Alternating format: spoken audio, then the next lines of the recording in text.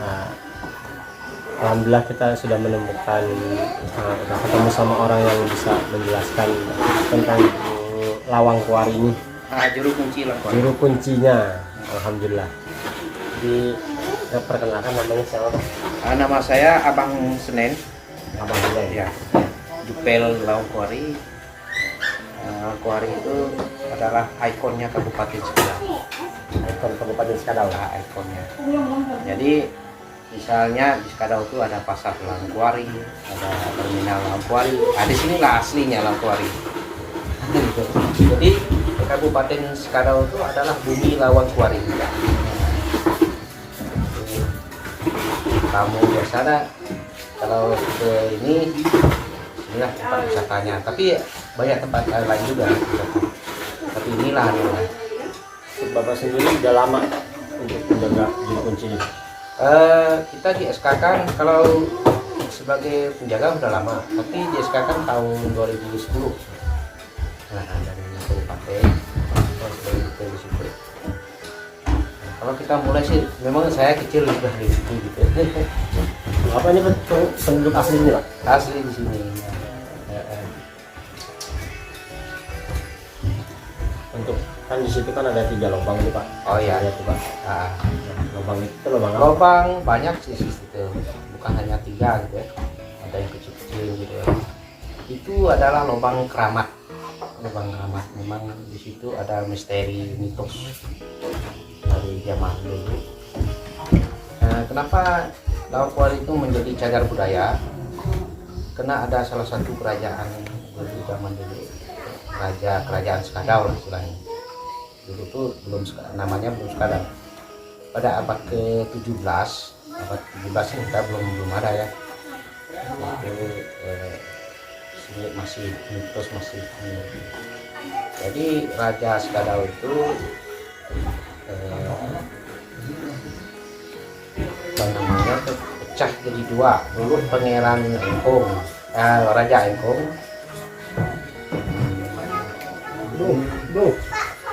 Di atas itu ada makam, Pak. Itu makam berapa? Makam bapak mama saya masih baru. Nama? Ya, atas nama itu Lurus Mudin dengan ini itu namanya. Itu dulu kami kan ada rumah di situ. Jadi orang tua meninggal dimakamkan. Terus tidak ada makam tua, tidak ada. Itu makam mama dan bapak saya. Tapi untuk contoh misalkan kayak saya pribadi untuk wisatawan berkunjung ke makam itu Boleh? ya atau gimana? Tidak ada masalah. Ini orang datang situ. Terus yang tadi karena pecah menjadi 2 kerajaan Skadau dulu, seharusnya yang ditunjuk oleh menjadi raja Pangeran Agung, ternyata adiknya yang ditunjuk, jadi dia tuh adiknya Pangeran Kadar namanya. Jadi Pangeran Agung itu beserta pengikutnya pindah ke mengungsi ke Lawang Kuari gitu kan. Di situ memang tidak ada lah lubang-lubang gitu kan, keramat gitu kan. Nah, jadi salah satu kerajaan itu karena diserang oleh kerajaan Sanggau dan Nanti dulu mau diserang, jadi mereka antisipasi pagar dari bambu. Suruh anak buahnya cari motong bambu kan untuk pagar biar musuh tidak langsung menyerang gitu kan. Ternyata di dalam bambu itu ada abu gelap. Tahu abu kan? Abu. Jadi abu. Kalau patah orang tuh kalah menjadi abu, menang menjadi abu. Berarti abu tahu ya? Abu lebih kecil daripada arangnya. Gitu. Terus abu itu berfungsi untuk ditabur ya waktu orang dapat tuh lalu hilang gitu, nggak kelihatan gitu kan. Oh, kalau gitu nggak perlu kita cari bambu katanya, cari pagar lagi, itulah untuk pagar kita katanya Pangeran Agung kan. Jadi tabur lah di depan itu, tabur di situ. Jadi musuh tuh mau nyerang nggak kelihatan mereka gitu lah, karena gelap, abu gelap namanya. Jadi nggak bisa nyerang mereka. Dari semenjak itulah lalu salah satu kerajaan dipimpin oleh Pangeran Agung yang mengungsi ke Lawangkuari ini,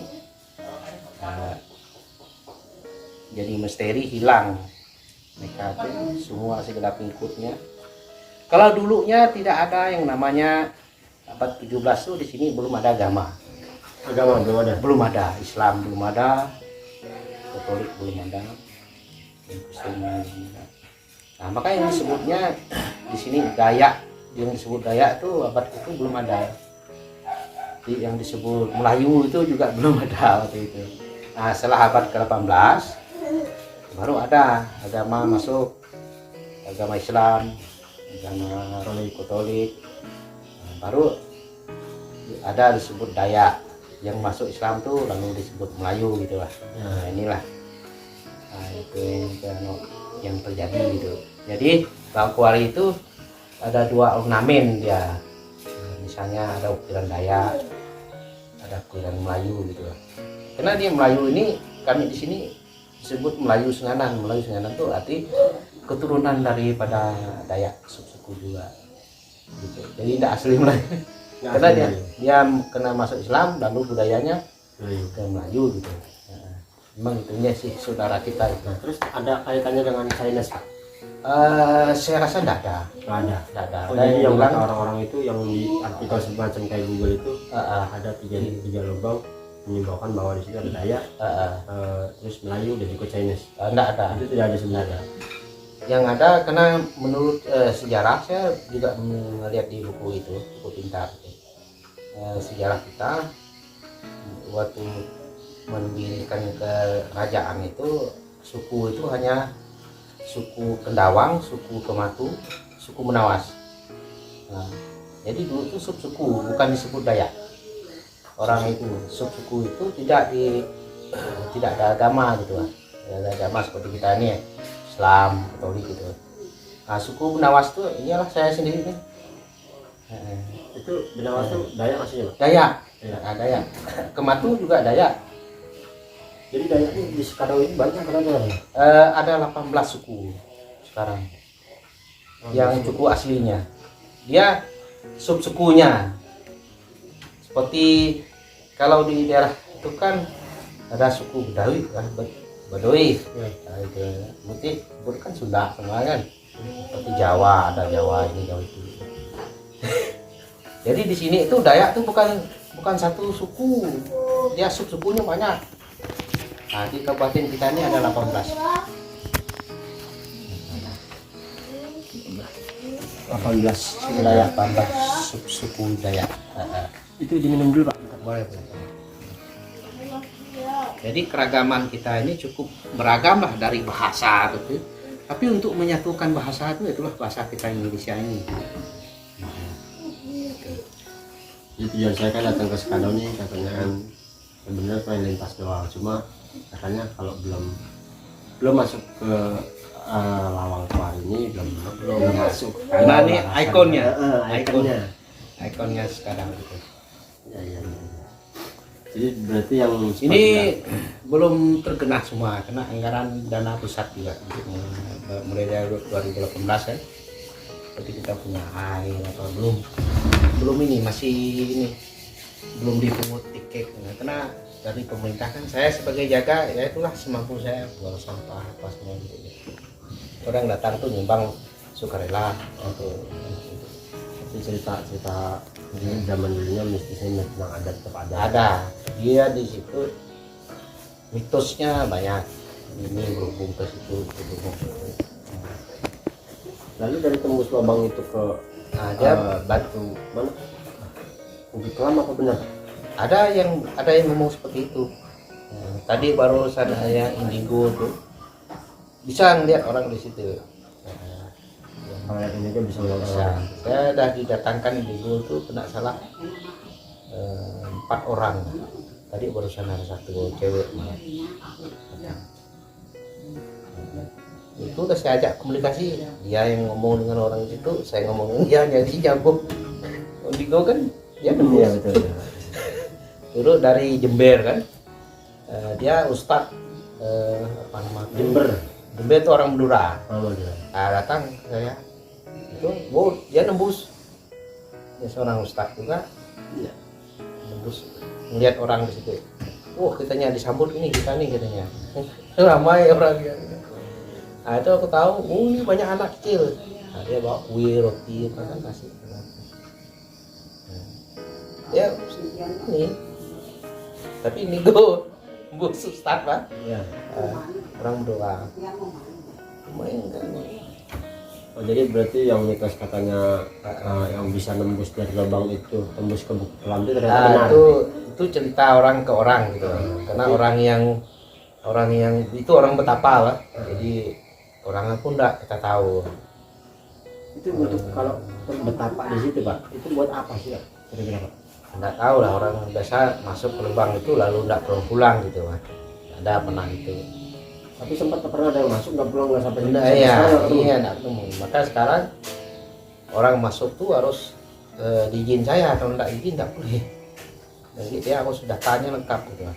Jadi kalau hilang kan karena di dalam itu banyak ular kecil takut ini di ular besar ada kecil katanya yang di gua tadi kan ular katanya. Ular gaib. Nah, ular ini orang di situ. Dia ada orang baik di situ, ada orang yang jahat, ada setan yang jahat, ada juga itulah ada yang baik. Tergantung hati gitu. Nah, orang bisa lihat saya sudah 4 orang di gua situ. Rata-rata dia bilang memang ada emas di dalam itu. Nah, itu dijaga mereka itu nggak boleh diambil. Tapi kita kan nggak lihat barang itu. Betul. Di dalam. Jadi hanya orang-orang yang tertentu aja yang indigo mungkin bisa melihat bahwa tembus ke sini, tembus ke sini, tembus ke sini gitu kan. Ya. Ya. Jadi untuk pantrangannya Pak, ini pesan buat semuanya ya kan. Oh ya. Pantrangannya kalau ketika dari luar datang ke sini itu apa Pak? Dia pantangannya tuh misalnya kencing ngadap ke batu itu nggak boleh. Kencingnya Nah, buat mesum nggak boleh. Itu yang sangat. Misalnya bising malam tuh orang gadang di situ, nah itu bisa nggak boleh juga dia bisa sarung gitu.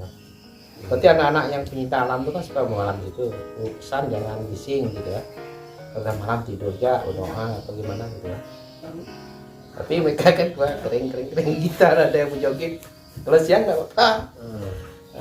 Yang penting ritualnya harus ada. Misalnya kita makan tuh mereka dikasih makan juga. Gitu. Ini salah satu penelitian saya selama ini. Ya kalau dibawa itu seperti mirip Gunung Kawi lah. Saya pernah ke Gunung Kawi kan. Saya lihat di sana. Cuma di sana praktik perdukunannya tinggi. Di sana itu. Nah, kalau sini nggak ada. Ya memang polos gitu. Orang mau minta gini. Ya ada yang tercapai gitu. Jadi intinya ini tuh gua bukan untuk meminta-minta yang seolah lah ya, tapi ada sejarahnya, ada sejarahnya dan ini ada mitosnya, maka dia menjadi cagar budaya gitu.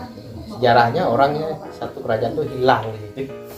Itu sebenarnya Sejarah asalnya satu kerajaan dia memang dari mula keramat tuh memang nggak ada di situ. Mereka tuh datang situ minta bantu itu lalu hilang gitu.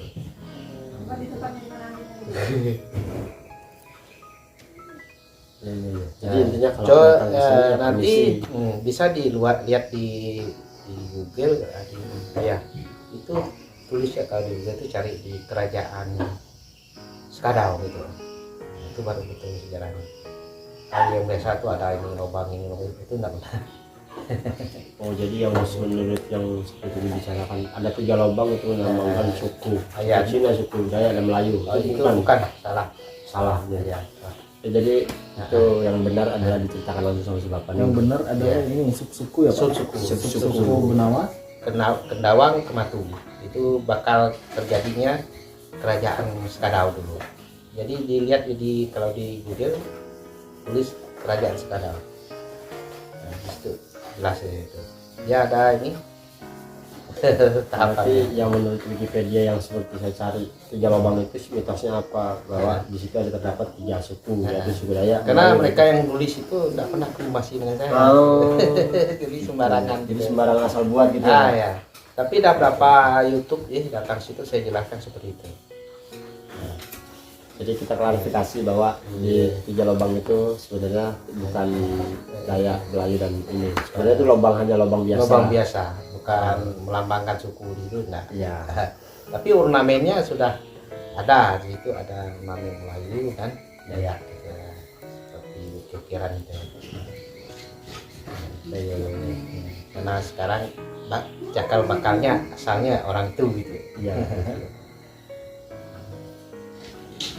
Jadi gitu aja buat pemirsa. Untuk larangannya mungkin tadi seperti tadi, nggak boleh kencing menghadap batu dan juga nggak boleh maksiat.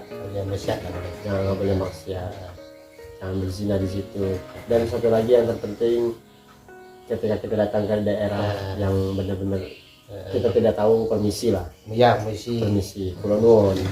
Dan jaga kebersihan, karena jangan mengandalkan dinas kebersihan untuk membersihkan. Tapi Kebersihan dari diri kita sendiri. betul. Betul nggak? Ya, betul. Pesannya kita aja Pak ya. Iya, boleh. Jadi untuk pesan-pesan bahasa sini apa tuh Pak? Salam-salamnya gitu. Salam bahasa seperti ini. Salam Dayak di sini, Adil Katalino, Peceramin ke surga, bersemangat ke Jubata. Harus. Ya. Itu artinya apa sih Pak? Sebenarnya Artinya adil itu kita seadil-adilnya. Adil Katalino itu cermin itu kita harus bercermin seperti bercermin ke surga. Berarti surga itu kan memang yang di atas gitu. Kita itu kan masuk surga itu. Jadi kita harus berpandangan yang baik itu semua. Itu artinya. Jubata itu adalah Tuhan. Keselamatan juga. Jubata itu Tuhan. Betul itu. Semangat Jubata. Semangat tuh roh ke Tuhan. Harus itu bersatu. Bersatu. Ya. Dan itu ketika saya misalkan saya bukan dari suku Dayak, maaf nih Pak. Iya. Kita untuk mengucapkan kata-kata seperti Adil Katalino, Ceramin Kasaliga, Bahasanya Kajubata itu, apakah saya boleh? Boleh, tidak ada masalah. Memang misalnya kita itu assalamualaikum juga boleh. Jadi seperti itulah Salam, salamnya. Iya, salam. Jadi kita menggunakan bahasa itu tidak apa-apa sebenarnya, karena itu kata-kata yang baik. Itu adalah salam kita kepada sesama ya kan. Assalamualaikum pun lebih baik. Jadi lebih pokoknya dimanapun berada kita harus wajib salam. Iya. Oke Pak, mungkin itu aja yang Ya, terima kasih. tanda tangan Pak. Ya. Mudah-mudahan bermanfaat dan Bapak sukses. Sehat terus. Mudah-mudahan. Ini Pak, Kita masuk ke rumah betang dulu. Rumah betang adat Dayak. Ini rumah betang adat Dayak daerah Skadau. Sering dipakai buat olahraga ternyata. Kesana aja Bang. Yuk. Ayo. Siap. Oke, kita mau ke sini dulu, kita tanya-tanya dulu sama orang. Kalau ada yang bisa ditanya kita tanya, kalau nggak ada ya udah. Ini rumah betangnya ya guys, rumah adat Dayak daerah Skadau. Ayam simpanan beras ya. Hari jadi Kabupaten Skadau ke 16 tahun. Oke, 2019. Ini mungkin sering dipakai acara ya Bang? Jadi kalau gawai-gawai Dayak ini kumpul di sini semua. Boleh masuk ah? Boleh, naik aja. Oke, nanti kita masuk dulu.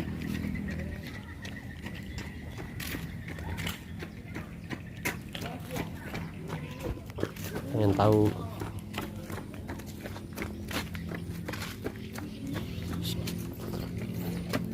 Rehat.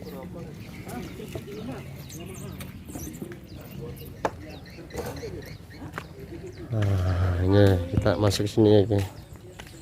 Mataharinya cerah banget. Mudah-mudahan nggak hujan.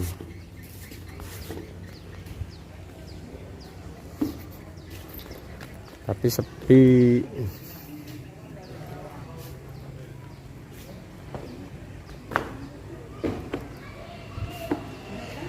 Ini berarti pintunya banyak nih. Ini rumah adat Dayak ya guys. Nih. Adil Katalino, Bak Curamin Kak Saruga, Bak Sengat Kajubata. Sekretariat Dewan Dayak, adat Dayak.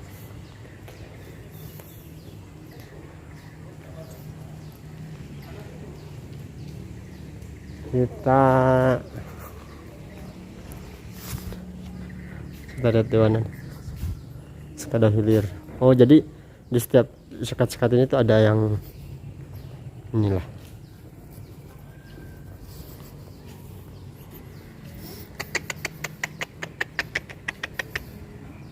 Ada anjing guys,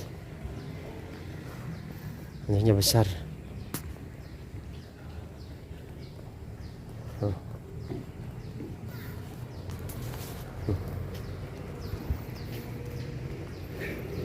Ada penghuninya.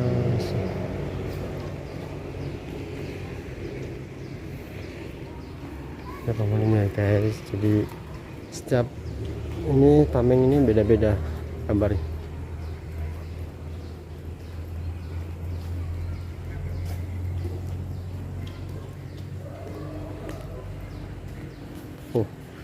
Banyak rumah betang nih. Mungkin kayaknya pembangunan baru ini ya. Jadi ini tuh di halaman sini tuh sebenarnya bisa buat acara Dayak gitu. Kalau ada acara gawai ya di sinilah tempatnya. Ini halamannya. Dan ini acaranya di sini banyak mungkin. Dan kalau sore itu banyak orang-orang jogging gitu, olahraga. Memang enak sih. Tempatnya di situ ada disediakan lapangan voli ya, tempat voli. Banyak lah orang olahraga sih.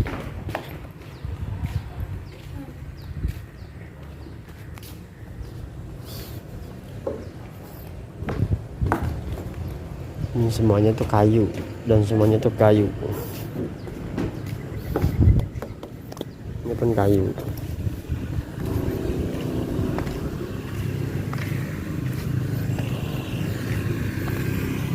Oh, inilah rumah adat Dayak Sekadau, rumah betang. Oh, yang itu ya bang, yang dibilang tadi bang? Ya, kayak gitu. Rumah penyimpanan beras. Tempayan apa? Dan dibuka itu kalau ada acara aja ya. Iya. Melayu Cina Dayak.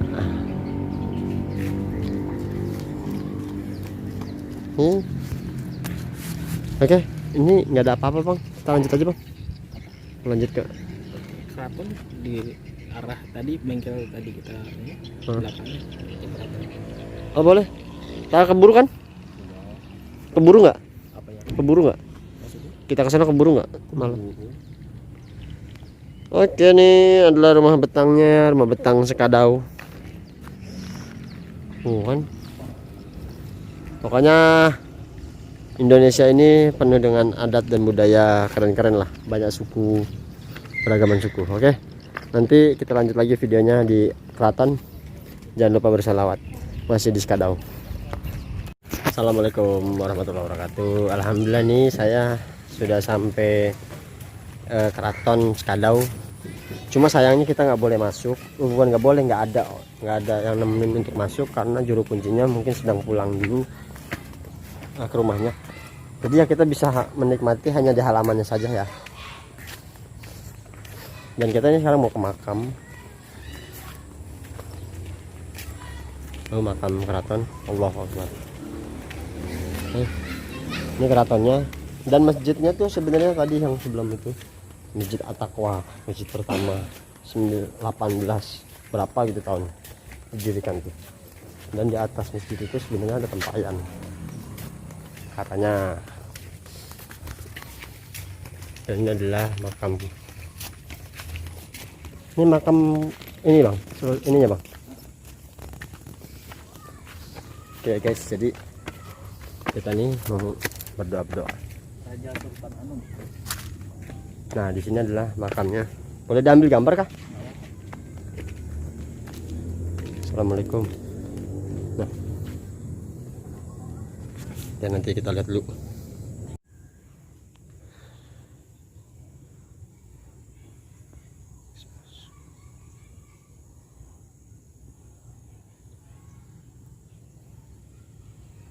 Oke, jadi ini tuh keratonnya, bukti sejarah puing tiang tongkat bangunan Istana Kusumanegara. Nah, ini buktinya. Dan ini adalah keratonnya, guys, yang ada di Skadau, Kalimantan Barat. Sayangnya kita tidak bisa bertemu sama juru kuncinya, jadi kita nggak bisa masuk ke dalam, dan juga kita tuh nggak bisa menanya-nanya, dan nggak ada orang yang bisa ditanya gitu loh. Jadi ya sudahlah, kita alhamdulillah sudah bisa ziarah juga kan, udah tahu bahwa di keraton sini ada, bahwa di Skadau ada keraton. Adalah keratonnya bersebelahan langsung dengan Sungai Kapuas kan ini. Sungai Kapuas nih. Oh, lepas ini. Allahu Akbar, mohon maaf. Nah, kita lihat dari atas. Kita cuma masuk di sini aja karena di atas nggak boleh masuk.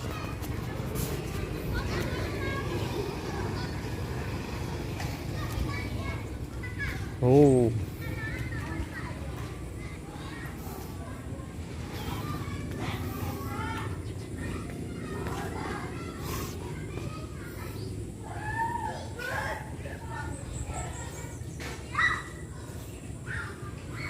Atasnya cuma gini aja sih. Jadi itu adalah masjidnya, Masjid At-Taqwa Ya, pertama yang ada di Skadau.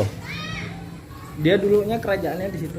Oh, awal muasalnya kerajaannya di situ, yang seperti dibicarakan tadi bapak-bapak yang di Tawang Mangkuari. Kuari.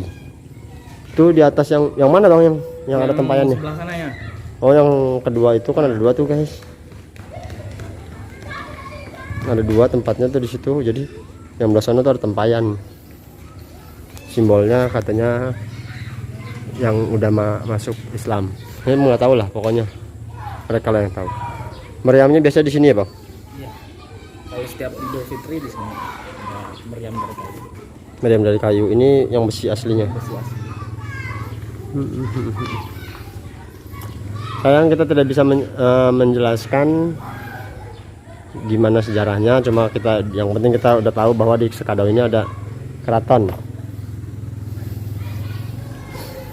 Ya kan, jadi nanti kita lanjut lagi perjalanan menuju Kota Sintang. Tapi sekarang nanti pasti saya kesini lagi, pengen tahu, pengen nanya langsung. Jadi mohon maaf guys semuanya, abang-abang yang nonton video ini, mohon maaf bila ada kesalahan dalam video. Mudah-mudahan kita bisa menghibur Kerajaan Skadau.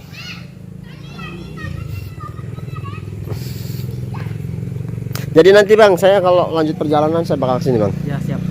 Kabari saja. Siap. Pengen tahu juga kan sejarahnya, kan di sini masih banyak kan tempat sejarah. Nah, itu meriam Skadau. Oke guys, jangan lupa perbanyak sholawat, jangan lupa banyak berdoa juga, berusaha tetap bersyukur dalam keadaan apapun. Semoga kita selalu dalam lindungan Allah Subhanahu wa taala. Amin amin ya Allah ya rabbal alamin. Jangan lupa berdoa ya.